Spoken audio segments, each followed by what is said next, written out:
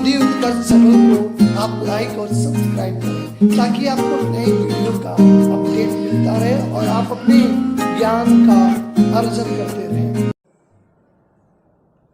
प्रिय विद्यार्थियों, आज हम सभी ऋतुराज जी की कविता कन्यादान का सारांश का अध्ययन करेंगे। प्रस्तुत जो है ये कविता में ऋतुराज ने माँ और बेटी के बीच होने वाली घटनाओं का वर्णन किया है। एक माँ का अपनी बेटी के प्रति क्या भावनाएं होती हैं, कैसे वो विचलित होती है कन्यादान के समय में, कैसे वो अपने मन के उद्गारों को व्यक्त करती है। बिल्कुल एक सशक्त और वास्तविक वर्णन ऋतुराज जी ने करने का प्रयास किया है। जब एक माँ अपनी बेटी को शादी के बाद विदा करती है तो उसे लगता है कि मानो उसे अपने जीवन की सारी जमा पूंजी चली जा रही है। उसने जीवन भर जो कमा के रखा है वो सारी कमाई एक झटके में, एक पल में, एक क्षण में उसके हाथ से निकल जा रही है। वह अपनी कन्या का हाथ जब किसी वर के हाथों में देती है, साथ में लगता है कि उसके जीवन की सारी पूंजी, सारी कमाई कैसे चली जाती है। फिर उसे अपनी पुत्री का मुंह इस बात से भयभीत करता है कि उसकी बेटी नए घर में जा रही है, नए परिस्थितियों में जा रही है, नए माहौल में जा रही है, नए वातावरण में जा रही है। उसमें समायोजन करने में कुछ परेशानी न हो जाए या उसे कोई अत्याचार न सहना पड़े।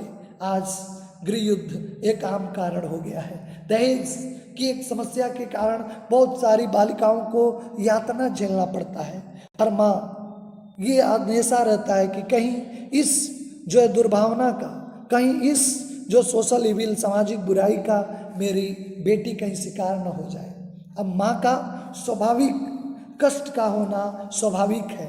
इन सबके कारण एक माँ चिंतित होकर अपनी फूल सी बेटी, जिसे जीवन में आने वाले कोई दुखों का बोध नहीं है, क्योंकि वो जहाँ पे रही है वह स्वतंत्र रही है, उसका पालन पोषण उतनी जिम्मेदारियों से नहीं हुआ। चूंकि जिम्मेदारी से हुआ लेकिन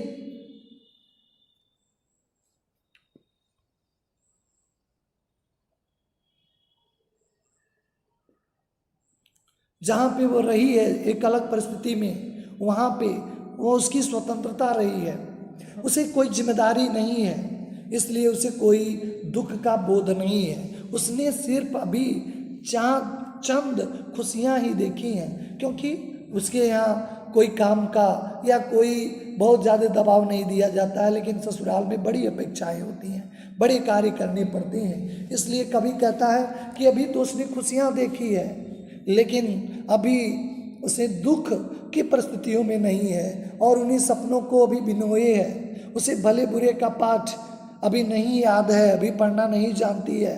अर्थात जब किसी लड़की की अभी शादी नहीं होती है तब उसे घर में एक बच्ची की तरह बड़े लाड प्यार से, दुलार से पाला जाता है। जैसे लड़कों की परवरिश होती है वैसे आज लड़कियों की होती है। लेकिन जब उसे किसी दूसरे माहौल में जाना है जहाँ पे एक उत्तरदायित्व और जिम्मेदारियाँ निभाना है, वहाँ पे कैसे उसका समायोजन होगा। परंतु जिस दिन लड़की की शादी होती है, उसकी विदाई के वक्त अचानक से वह बड़ी लगने लगती है, उसकी माँ सही गलत समझाने में लग जाती है। एक माँ का दायित्व है, वह हमेशा अपनी बालिका को समझाती हैं कि तुमको ससुराल में कैसे रहना है, क्योंकि ये सारे आचरण वहाँ पे नहीं करने हैं। तुम्हें धीर, गंभीर और एक जिम्मेदारियों को निभाना है। ये हर माँ अपनी बालिका को समझाती हैं। माँ कहती है, उस माँ की बातों को व्यक्त करते हुए कवि कहता है, अपनी लड़की को कन्यादान अर्थात शादी के बाद विदा करते वक्त किसी माता का दुख बड़ा ही स्वाभाविक होता है। हर माता को लगता है कि उसके जीवन की ये आखिरी पूंजी है, उसे दूर चली जा रही है। हर माँ को लगता है, वो बताती है कि देखो तुम मेरी आखिरी पूंजी हो, मेरे जीवन का सब कुछ रही हो।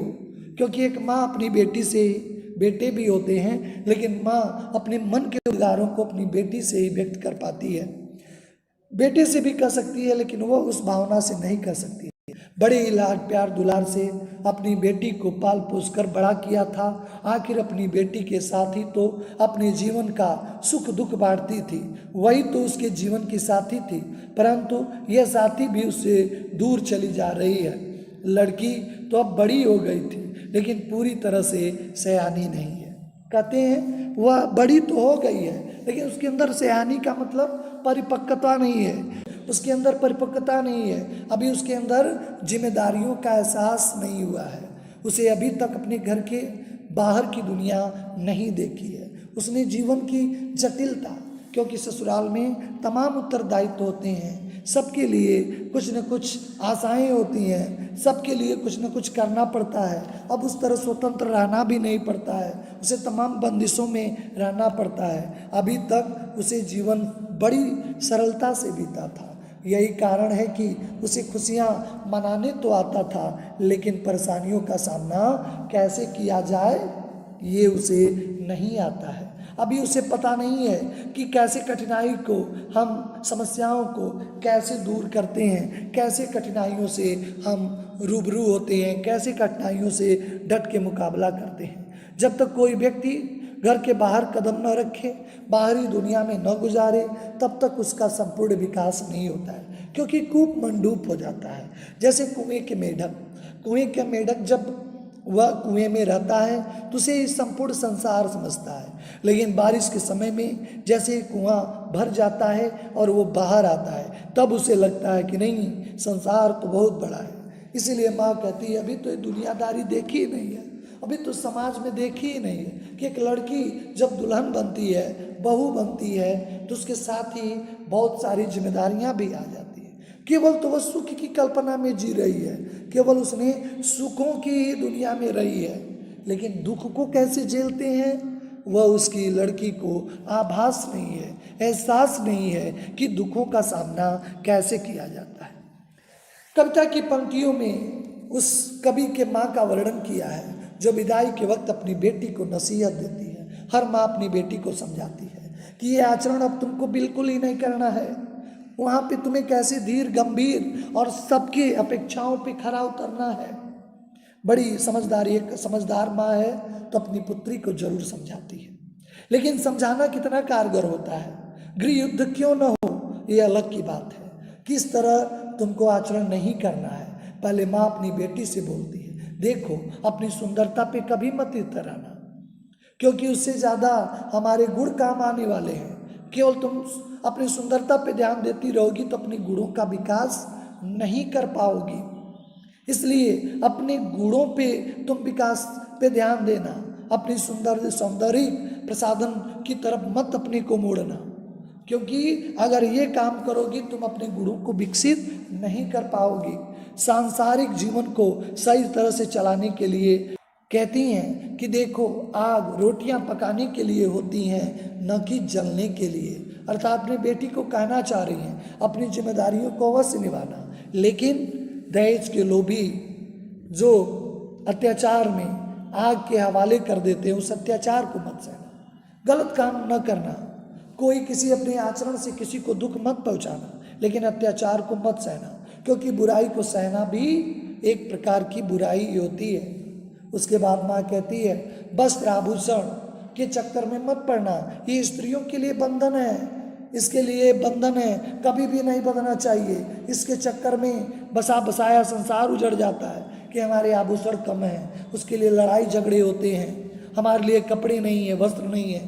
तुम अपनी जिम्मेदारियों को समझना। बिल्कुल एक माँ वास्तविक ज्ञान अपने बेटी को करा रही है कि अपने गुणों पे ध्यान देना। अगर ये बेटी सोच ले कि हमें गुणों पे ध्यान देना है तो शायद उसका बेहतर विकास हो जाए और लोग भी जो उसके ससुराल में हैं वो भी नतमस्तक हो जाएं उसके गुणों के आगे। सौंदर्य मोह में न पड़ना, अपने गुणों का विकास करना होगा। फिर कहती है कि तुम कभी भी इन सब बंधनों में न पड़ना, जो आभूषण हैं, वस्त्र हैं, ये प्रकार के बंधन हैं, इन बंधनों में भी तुमको नहीं पड़ना। इन पंक्तियों में माँ अपनी बेटी को कह रही है कि अपने आप को किसी के सामने दुर्बल कन्या की तरह प्रस्तुत मत करना, एक निर्बलता किसी के सामने न आना देना। लड़की का जो आचरण होता है वह करना, पर लड़की जैसा बिल्कुल भी दिखना मत। लड़की होना पर लड़की जो अबला है, असहाय है, बिल्कुल ऐसा मत करना। हाँ, लड़की का जो गुण है दयाशीलता, कर्तव्यनिष्ठता, इस कार्यों को तुम करना। लेकिन तुम कभी भी अपनी तरह हीन बन जाना कि लड़कियां कमज़ोर होती हैं, लड़कियां हीन हो जाती हैं, इस तरह की भावना कभी भी अपने मन में न लाना।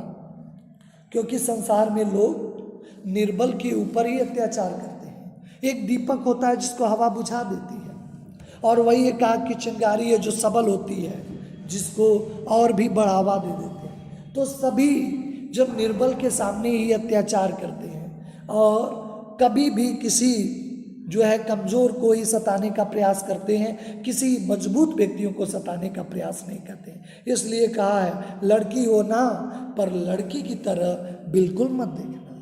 कन्यादान वास्तव में एक बड़ा ही भावुक पल है। माँ के दिल पे पिता भी साथ में भावुक होता है, लेकिन माँ सबसे अधिक भाव होता है।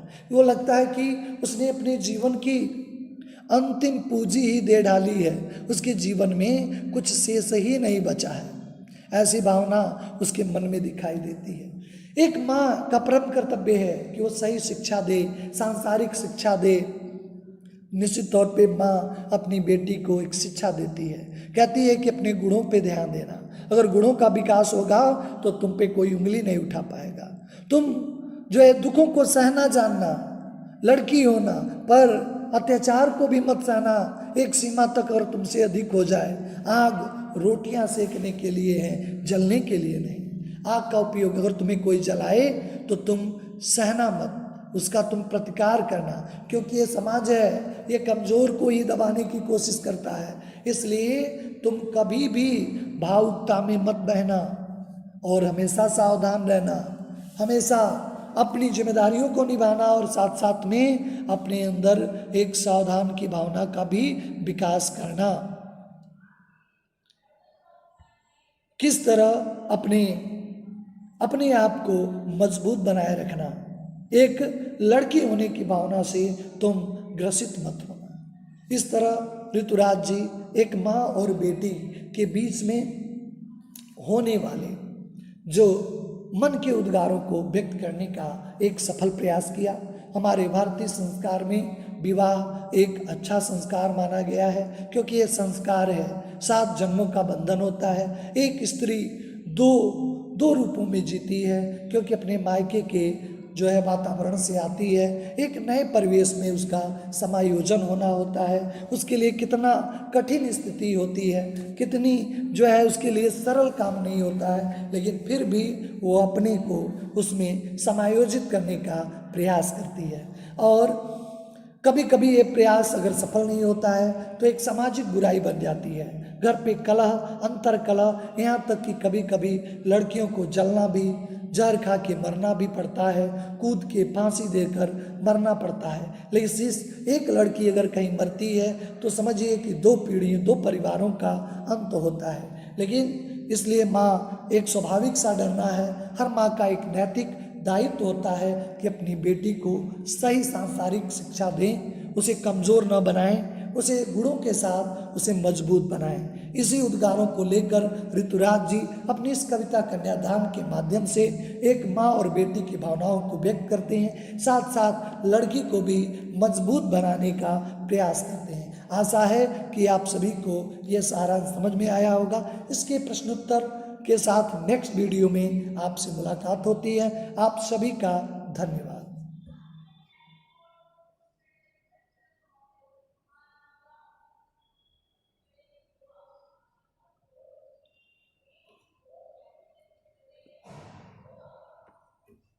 हिंदी उत्कर्ष चैनल को आप लाइक और सब्सक्राइब करें, ताकि आपको नए वीडियो का अपडेट मिलता रहे और आप अपने ज्ञान का अर्जन करते रहें।